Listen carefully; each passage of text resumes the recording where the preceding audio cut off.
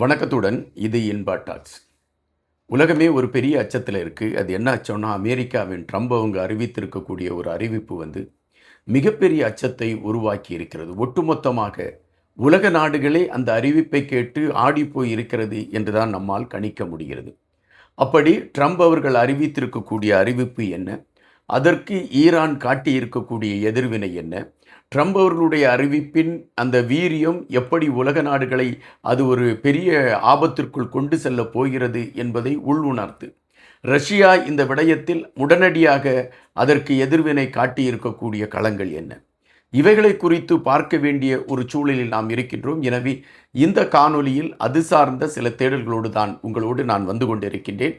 இந்த காணொலியை பாருங்கள். கண்டிப்பாக உங்களுக்கு இன்றைய சூழலில் உலக அரசியல் களம் எந்த ஒரு பயத்தோடு பயணிக்கிறது என்பதை மையப்படுத்திய செய்திகளாக அவைகள் இருக்கும். அமெரிக்காவிற்கும் ஈரானுக்கும் இடையே போர் நடைபெற்று கொண்டிருக்கக்கூடிய செய்திகளை தினமும் நீங்கள் பார்த்து கொண்டிருக்கின்றீர்கள். தற்பொழுது கிடைத்திருக்கக்கூடிய செய்திகளை வைத்து பார்க்கின்ற பொழுது, ஈரானின் புரட்சிகர பாதுகாப்பு படையின் உளவுத்துறை தலைவராக இருக்கக்கூடிய மேஜர் ஜெனரல் மஜீத் என்கின்றவரை அமெரிக்கா தாக்கி அழித்திருக்கிறது என்ற செய்தி வருகின்றன. அப்படி என்றால் ஈரானுடைய உளவு பிரிவு தலைவர் அழிக்கப்பட்டிருக்கிறார் என்கின்ற பொழுது ஈரான் கண்டிப்பாகவே எதிர்வினை ஆற்றும். இதற்கு முன்பும் ஈரானில் இருக்கக்கூடிய முக்கிய தலைகள் கீழே விழுகின்ற ஒவ்வொரு நிமிடமும் ஈரான் அதற்கு எதிர்வினை காட்டிக்கொண்டே இருந்திருக்கிறது. எனவே இது ஒரு அச்சத்தை கொடுத்து கொண்டிருக்கக்கூடிய சூழலில் ட்ரம்ப் அவர்கள் இப்பொழுது அறிவித்திருக்கக்கூடிய ஒரு அறிவிப்பு தான் மிகப்பெரிய ஒரு அச்சத்தை கொடுத்திருக்கிறது என்று நம்மால் பார்க்க முடிகின்றது. ட்ரம்ப் அவர்கள் ட்ரூத் சோஷியல் என்கின்ற அந்த வலைதளத்தில் தான் தன்னுடைய கருத்துக்களை பதிவிடுவார். அப்படி பதிவிடுகின்ற அந்த கருத்துக்களில் அவர் 48 மணி நேரம் நாங்கள் கொடுத்திருக்கின்றோம். அப்படி என்றால் 48 மணி நேரம் என்றால் அமெரிக்காவின் நாட்காட்டியை மையப்படுத்தி பார்க்கின்ற பொழுது செவ்வாய் இரவு 12 மணி, இந்தியாவின் நேரப்படி பார்ப்பீர்கள் என்றால் புதன்கிழமை காலை 5:30 மணி. இந்த 48 மணி நேரத்திற்குள் ஈரான் நாங்கள் கொடுத்திருக்கக்கூடிய அந்த ஒப்பந்தத்தை ஏற்றுக்கொண்டு கையெழுத்து இடவில்லை என்றால் ஈரான் மீது கடுமையான தாக்குதலாக இருக்கும், அதாவது நரகம் மழையாக பொழியும் என்று அவர் குறிப்பிட்டிருக்கின்றார். அப்படி என்றால் அக்னி மூலம் மிகப்பெரிய தாக்குதல் நடத்தப்படும் என்பதாகத்தான் அதை கணிக்க முடிகின்றது. தற்பொழுது உள்ள சூழலில் அமெரிக்காவின் இந்த அச்சுறுத்தலை மிக இலகுவாக கடந்து செல்ல முடியுமா என்ற கேள்வியை வைக்கின்ற பொழுது, இந்த அறிவிப்பு வெளியிட்ட சில மணி நேரத்திற்குள் அமெரிக்கா அங்கு இருக்கக்கூடிய குடியிருப்பில், தெஹ்ரானில் பகுதியில் இருக்கக்கூடிய ஒரு குடியிருப்பை தாக்கி அழித்திருக்கிறது என்றும் அதில் 13 பேர் சம்பவ இடத்திலே மரணத்தை தழுவியிருக்கிறார்கள் என்கின்ற செய்தி வருகின்றது. அப்படி என்றால் அமெரிக்கா மிகப்பெரிய அழிவை ஈரானுக்கு கொடுப்பதற்கு தயாராகிவிட்டது என்பதுதான் நாம் இங்கு முன்னெடுத்து வைக்கக்கூடிய ஒன்றாக இருக்கின்றது. முதலில் அமெரிக்கா ஈரானுக்கு கொடுத்திருக்கக்கூடிய கட்டளைகள் என்ன? அதாவது ஈரானை பொறுத்த மட்டில் அமெரிக்கா கொடுத்திருக்கக்கூடிய கட்டளைகளை ஏற்றுக்கொள்ளவில்லை என்றாலும் அமெரிக்கா தெரிவித்திருக்கக்கூடிய கட்டளையில் அணு சார்ந்த அந்த ஆயுதங்கள் தயாரிக்கவில்லை என்பதை ஈரான் ஒத்துக்கொண்டு கையெழுத்திட வேண்டும். அதுபோல ஈரான் அந்த ஹர்மோஸ் நீரணையை திறந்து விடுவதற்கு ஒத்துக்கொள்ள வேண்டும். போர் சார்ந்த விடயங்களில் ஏற்பட்டிருக்கக்கூடிய பல இழப்புகளை ஈரான் மக்களுக்கான ஒரு களத்தை எடுத்துக்கொண்டு பயணிப்பதற்கும் மக்களுக்கான ஒரு செயல்பாடுகளை எடுத்துக்கொண்டு பயணிக்க வேண்டும். அதைவிட மக்களுடைய ஆட்சி ஈரானில் வருவதற்கான ஒரு களத்தை உருவாக்க வேண்டும். இந்த கோரிக்கைகளோடு தான், இந்த கோரிக்கைகளை முன்வைத்து தான் அமெரிக்கா ஒப்பந்தத்தை வைத்திருக்கிறது.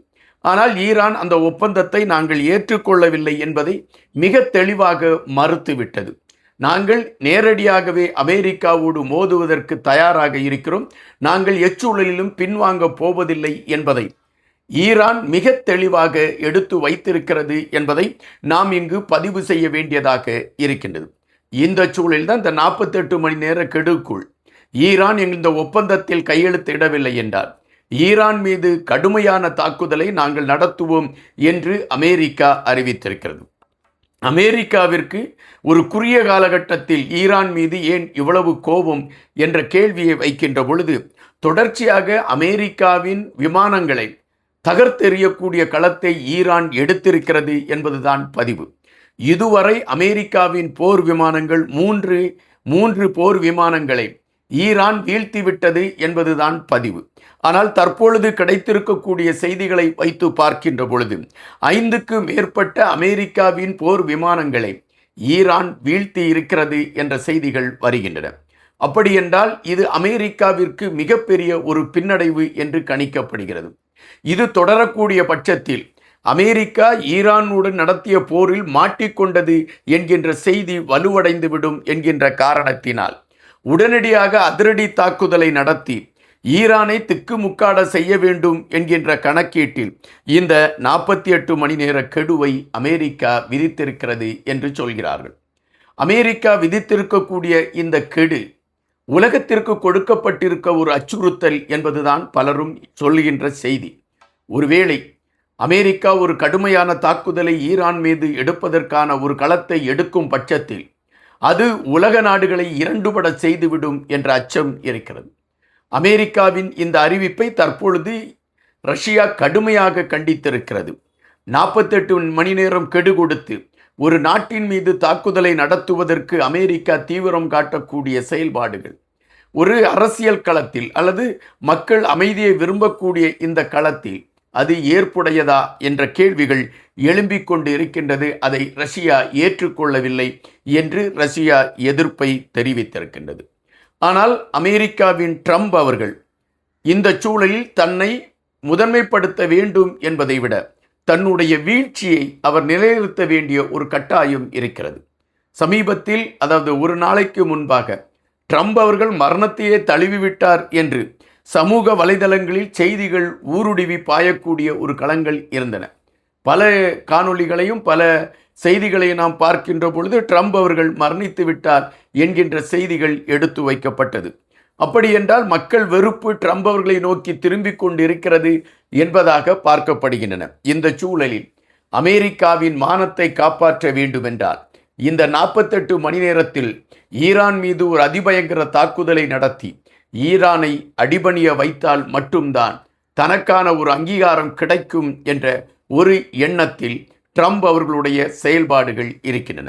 இந்த செயல்பாடுகள் தற்பொழுது வேதனையை கொடுக்கக்கூடிய ஒன்றாக மாறி இருக்கிறது என்பதைத்தான் உலக நாடுகள் இப்பொழுது அது சார்ந்து ஒரு அச்சத்தை வெளியிட்டு கொண்டு இருக்கின்றன. பல நாடுகள் ட்ரம்ப் அவர்களுடைய அறிவிப்பை ஏற்றுக்கொள்ளாவிட்டாலும் தங்கள் நாட்டில் இருக்கக்கூடிய பிரஜைகளை பாதுகாப்பதற்கு அவர்கள் வெளிநாடுகளில் இருந்தால் அவர்களை உடனடியாக பாதுகாப்பான இடங்களுக்கு செல்லுங்கள் என்று அறிவுறுத்தக்கூடிய களங்களை எடுத்துக்கொண்டு செல்லக்கூடிய நிகழ்வுகளை நம்மால் பார்க்க முடிகின்றது. உண்மையிலே ஈரான் மீது ட்ரம்ப் அவர்கள் அறிவித்தது போல 48 மணி நேரத்தில் கடுமையான தாக்குதல்கள் நடைபெறுவதற்கான வாய்ப்புகள் இருக்கிறதா, அல்லது ட்ரம்ப் அவர்கள் எப்பொழுதும் சொல்வது போல ஒரு வாய்ச்சவடாலை நடத்த ஆரம்பித்திருக்கிறாரா? காத்திருந்துதான் பார்க்க வேண்டியதிருக்கிறது. நன்றியுடன் இன்பா.